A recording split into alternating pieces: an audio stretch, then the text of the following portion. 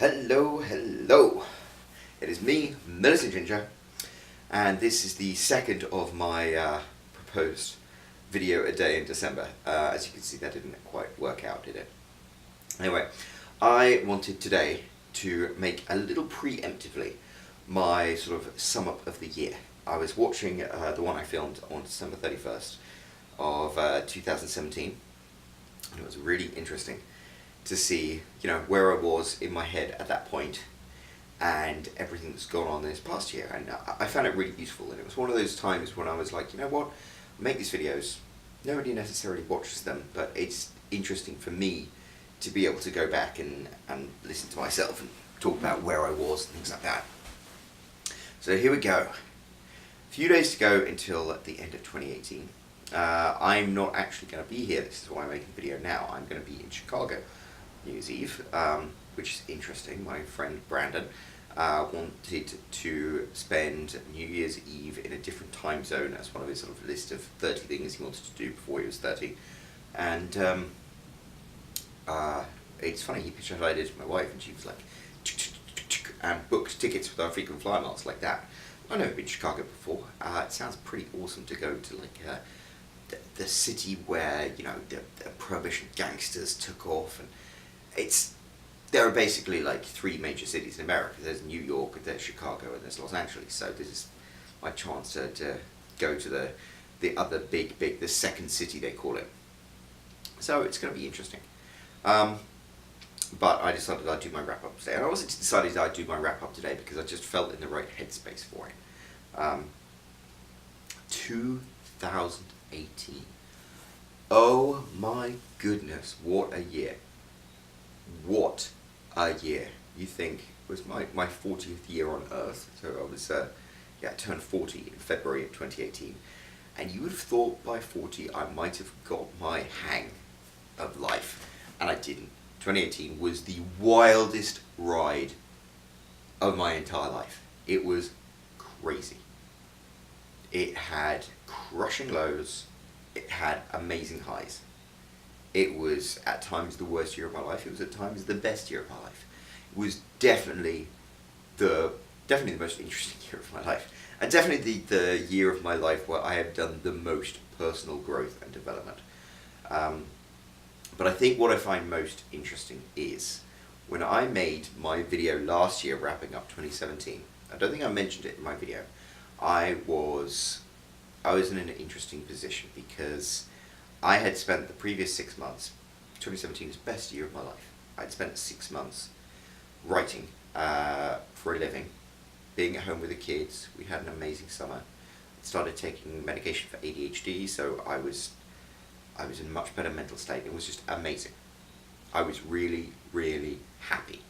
And out of nowhere, I got offered a job. And it was a really prestigious job at a director level in New York City. And it was one of those weird things because at the beginning of 2017, I'd been in a bad place and I'd been searching for jobs. And this was like the dream job. But by the time I got to the end of the year, I didn't want that dream job anymore. So it's a case of always be careful what you wish for. So you have no idea how much I agonized about that. I was like, should I take this job? Or should I just stick what I'm doing, the writing and stuff like that? And in the end, I took the job because it was the sensible thing to do. Because the money was amazing. It was the level that I wanted. And also in my head, I think the previous job that I'd had, I'd never quite reached the potential I wanted to because I was struggling with stuff. I was a different person by the end of 2017, so I kind of wanted to take the job just to see how I could do it. It was interesting, but I went into that year. I went into 2018 kind of being like, well, this is cool that I got this job, but I'm not sure I really want it. I was like, I don't know if I really want it. So I took the job and I started working in New York City, and it was really interesting because everything changed around the house. I had to get up and leave the house at 6:30 in the morning, so we actually had to hire somebody to come in and look after the kids because my wife still had a job and was still working. My middle child, he got completely derailed at school. It's like he did not like this at all. Like he went from daddy being home all the time, helping with his homework and being there, to suddenly like not seeing dad at all. And the teachers were like, he's really struggling all of a sudden. The job itself, it was a schlep to get in. I had to leave at 6:30. I got there, but I did really, really well at it. And it was funny because it was exactly that redemptive experience that I wanted. Like, I was kicking ass. I was doing amazingly at it. Always in the back of my head there was this voice. It's like, this is what you want to do. This is what you want to do. This is what you want to do. And it's interesting, to use a British expression, it all went tits up. And it all went tits up because I had an arrangement with my wife. She was working as well. She said, if you take this job, then you have to respect me having my job. So if the kids are sick, you can't just assume that I'm going to look after them. And so I think it was a fair arrangement. I know she wasn't earning nearly as much money as I was, but she had taken it on board to start a career doing something really meaningful in hospital. And so I was like, okay. And there were two times I got really, really sick, so I took a day off. And then all 3 kids got sick, and I worked from home that day. I did actually work from home. I worked from home from 8 in the morning to 10 o'clock at night. I was doing stuff, and I went in the next day, and they were like, "Yeah, this isn't going to work for us. You can't work from home with this job." And we had a discussion about it, and they were like, "Is this something that's going to happen again?" And I was like, yes it is, because I have 3 kids and my wife works, and and I'd never ever experienced this in America, and especially the previous job. All the companies I've worked for have been super supportive. They were like, if your kids are sick, stay at home. If you need to work from home, that's fine. You can do that as long as the work gets done. That's the most important thing. This job was not like that, and so we agreed to disagree, and I left that job. It was really odd, because in some ways it was everything that I've been wishing for. I was like, all the way along, I'd be like, I don't really want this job, and then I didn't have this job anymore. But also, I have to admit, it was a kick in the arse, because I was like, how dare they? But, I don't know. It was a really interesting experience, and I ended up being, as Americans say, butthurt about the way it ended, but I met fantastic people there. It was a great experience. But there I was, suddenly thrust into the situation I was before, and it was interesting because I was really thrust into it. The previous job that I'd left, I had some financial security and some padding. It was suddenly like, earn your own, bitch. It was like the way the mama bird pushes the baby bird out of the nest, and it's like, fly, bitch. And so I had to hustle. I was like, okay, I have to make enough money to support my family like that. And so I threw myself into everything. I was really, really lucky because my writing, I had those 6 months, and my writing had picked up to a certain level. It wasn't where I wanted it to be, but it picked up to a certain level. And more than that, I had at that point, I'd also started this review business. And then I was doing blogging, and I was doing writing and stuff like that, and I did some freelance contracts. So I hustled my arse off, and it was tough. It was really tough. Then the summer came, and of course I was not earning enough money to put the kids into summer camp, so I had to do all that hustle while also looking after 3 kids at home, and I nearly went crazy. I nearly, honestly, went crazy. And something happened at that point. So I think I'd have just continued going crazy, and we'd have continued just hanging in. And then one of my books, it was funny, I was writing a novel, and then I stopped, and I was like, you know what, I've got an idea for a book. And I hammered out this romance story that was an adventure story, and I published it just on a whim. And it hit. It hit in a way that no book I'd ever written before had ever hit. It was a bestseller. And suddenly, literally overnight, it was like, oh, I'm making as much money as I was in my fancy job in New York City from writing. That book is delivering it. And it was just like, oh my god, I've done it. I've been writing and publishing for 5 years, and suddenly I've done it. Like, I've done it. I'm a writer. I'm like a best-selling writer, making like full-time salary writing, full-time comfortable salary writing, and I was like, holy crap. The little twist in the tail with that one is the way Amazon works is Amazon pays you once a month and they only pay you 60 days after month's end. And so I was stuck in a situation of, this was back in July, I was stuck in the situation of, okay, you can continue earning this amount of money, but if you do that, you're going to have to focus on writing. You're going to have to get your head down and write. You can't do all this hustling anymore. You've got to get your head down and write. And the problem was that meant August and September, basically we had no money coming in. I mean, we had a couple of thousand from my things, and it was barely enough to get by. And those were the 2 toughest months of my life ever, for so many different reasons. The kids were at home, and I had to capture the same lightning in a bottle again, because I've written that bestseller, and I was like, okay, I have to write another bestseller, or I'm screwed.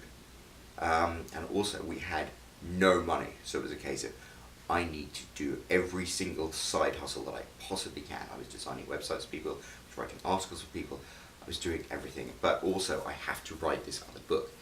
After 2 months, I nearly lost it. And the toughest part of that, the absolute toughest part was, my wife was like, you're not bringing in any money for these 2 months, what are you doing? This is crazy, this is like, you're failing your family and things like that. And it was really tough because I knew what I was doing was right. I knew I was on the right path. And I was doing everything right. I was getting up at 2 in the morning. I was going to bed at midnight. I was working constantly. And I knew in my heart that what I was doing was right. But it was tough, because it's really tough to stick when you're doing something right when everybody else is telling you you're doing wrong. You have to have that grit and determination and moral courage to cling to your belief. And I remember, there's a video that I made, you can see, I remember in September 30th, I finally got paid the money from that bestseller. And like, instantly, like, all the money troubles went away. I was just like, oh my god, I still, to this day, I just sat there, and it was like I'd been hollowed out. I was just like, oh my god, it's actually happened. It was crazy. It was absolutely crazy. Those were the toughest 2 months of my entire life ever. And since then, yeah, the great thing was I wrote that bestseller, and then I wrote a sequel to it, and that was a bestseller. Then I wrote another book that wasn't quite as much of a bestseller, but then I wrote another one, and it's doing nicely. And then I published another one, and it's actually on free promo today, and it's actually ranking higher than I've ever had a book rank before. So maybe that one's going to do okay as well. And basically it's like, I've got this. I've got this. I've got this writing thing down now. And the beauty of it, the thing that I find magical about it is the way it worked. I've always in my life wanted to write adventure stories. And I ended up writing romance books because, romance books sell. And so what I did is I wrote an adventure story using the framework of a romance book. And that was what was super successful. But also that was what I enjoyed writing, that I was passionate about writing. And also it was unique. Everyone who leaves reviews is like, I've never read a book like this before, it's great. And it's like, I found my voice, I found my passion, I found my niche, I found my thing. And it's exciting, it's amazing, and it's exhilarating. And the fact that I've been able to recapture that lightning in a bottle with differing levels of success is just, fantastic. So here I stand, on the cusp of 2019, going into the year with that ammunition. I have to admit, though, again, it's going to be tough because now I'm a full-time writer and I write from home. And it's difficult because people don't quite respect what you do when you work from home. Even if you bring in the same or more money, they don't respect working from home as opposed to working in an office. It's like if you go to an office, you leave the house, like, bye dear, and then you call up and say, I've got to work late, and that's fine, or I've got to go in on Saturday, that's fine. When you're at home, and you say, hey listen, I can't help out, I've got to do this, or weekend, I've got to do this, people are like, what are you doing? You're just at home, come on, you've got to help out, you've got to do this. And it's been really, really tough because I have not been able to focus as much attention on what I'm doing, and it's so frustrating because it's like I have the potential to be more successful than I ever have in my life doing the thing that I'm more passionate about than anything. I can change the trajectory of my life, my family's life. I can give us a future that I'd never ever dreamt of, and yet I'm not getting the support or belief that I need to do that, and I'm finding that really, really frustrating. But at the end of the day, you just have to KBO, keep buggering on. And it's interesting, going into 2019, January and February are probably going to be lean months, but March is going to be a barnstorming month. As long as I keep writing, it's going to get better and better. It's going to be amazing. When I do this video at the end of 2019 and wrap up the year, my life is going to be completely different. And the difference between the way I was thinking when I made this video last year and the way I'm thinking now is last year I was like uncertain about it. I was like, technically on paper I guess this is great, but it doesn't really feel right. Whereas now I'm like, this feels right. This feels right. If you follow quantum physics, you know that time is a subjective thing. It doesn't really exist.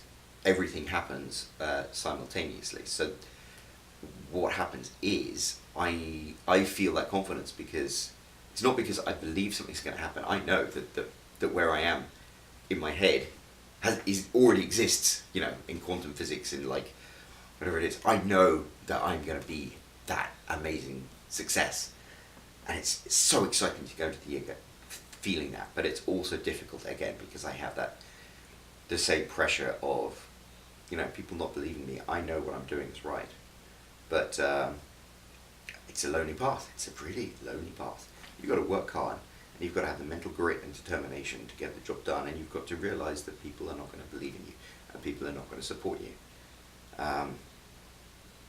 And the only satisfaction you get from that is, months down the line when you can say, look, you didn't believe in me, but I'm delivering what I said I would. So there you go. So that's it. It has been a roller coaster of a year. In other news, I don't know. I'm actually pretty much, I think I weighed myself yesterday, 172 pounds. So yeah, the weight that I lost in 2017, that was my big issue there, I've kept off. I haven't been going to the gym every day just because I've been working so hard, but there we go. Everything else in life seems to be coming together. I entered 2017 and my little girl was not in school yet, so I never had like the full day to myself, and now all three kids are in school. I don't know, lots of different things have come together and are better, and I just know I'm going to build on that. So I'm really, really hopeful and optimistic. I'm not even hopeful or optimistic. I know 2019 is going to be amazing. And 2018 was, as I said, the toughest year of my life, but it was, I will say, almost it was the best year of my life. Not because I was the happiest. 2017 was the best year of my life because I was happiest. It was the best year of my life because it was the year of my life that I grew the most. And I think what's really exciting to me is I had made myself one of these law of attraction promises. I'd said, by the time I'm 40, I'm going to be a full-time writer. I'm 40, I'm a full-time writer. I achieved it. And there's no backing out of this. It's like last year I started the year and I was like, I could be a full-time writer if I wanted to, but I'm going to be played safe and get this job in the city. And it's kind of like, now I know that being a writer is the right thing to do. It's the better option than any other option that's out there. And it's amazing. And I don't quite feel it in my bones yet, but I will do. My birthday's in February. So January is the month, really. January is the month where I'm going to finally determine whether I've made it or not. Because as I said, the last 2 months have been a little tough. And that's going to hit me in the beginning of the year. But today, my book hit the bestseller lists higher than any other book that I've ever written. I already had a fairly successful book in there. I've got the other ones still doing a little bit of a long tail to find. So I'm in a good position. I think January is going to be an amazing year, amazing month. I'm not going to see the paycheck until the end of March, but I will see it. And then as long as I can keep producing in January, like I know I can, everything is going to be amazing. So I'm excited. I think the interesting thing about all of these years have been how I've got on top of different aspects. In 2017, the aspects of my life that I was getting on top of were, my health and weight, and my mental health as well. Getting on top of like my ADHD and stuff like that, and I managed to achieve fantastic things doing that. 2018 was where I achieved my dream of becoming a writer, and I got on top of that. 2019 I think is going to be the year where I get on top of like my relationships and my situation, and that's why it's going to be really interesting to make this video in a year's time, because it's like, will I be sitting in front of the same TV like I was last year? I'll be sitting in front of a different TV. Things are going to be very different. They're going to be better, but they're going to be different. And just as 2018 was the best year of my life and had the highest highs, it also had the most crushing lows. And I had to have incredible mental resilience to get through it. And 2019 is going to be like that as well. I think there are going to be some very tough choices to be made. I think there are going to be tough decisions to be made. But at the end of the year, I think I and everyone around me is going to come out of it better and happier. That's all I can say. So, I have a bottle of bourbon here from my friend Brandon. I'm going to do a toast. 2018. Excuse my French, but it was a fucking amazing year. Not necessarily an amazing year in a good way. Definitely not amazing in a bad way. It was just an amazing year. It was a roller coaster ride. It's funny, when you write stories, the crux of a good story is always conflict. And like this, 2018 was defined by conflict, and it was defined by overcoming conflict. It's normally at the end of the year I'm like wistful about it, or I'm happy it's over. 2018 I'm almost like, I don't know, it's a wild ride. I'm almost sorry it's over. I'm not. I'm also very happy to be where I am now compared to where I was at the beginning of the year. And I just know that things are going to get even better still. The line from a James Bond film on Her Majesty's Secret Service, where James Bond goes to his girlfriend's dad on his birthday, and he goes, "James, the best years are still to come." And I swear by that philosophy.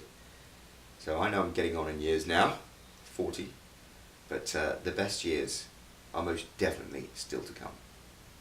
And here's to them. Merry Christmas, Happy New Year. Let us get it on in 2019, make all our dreams come true.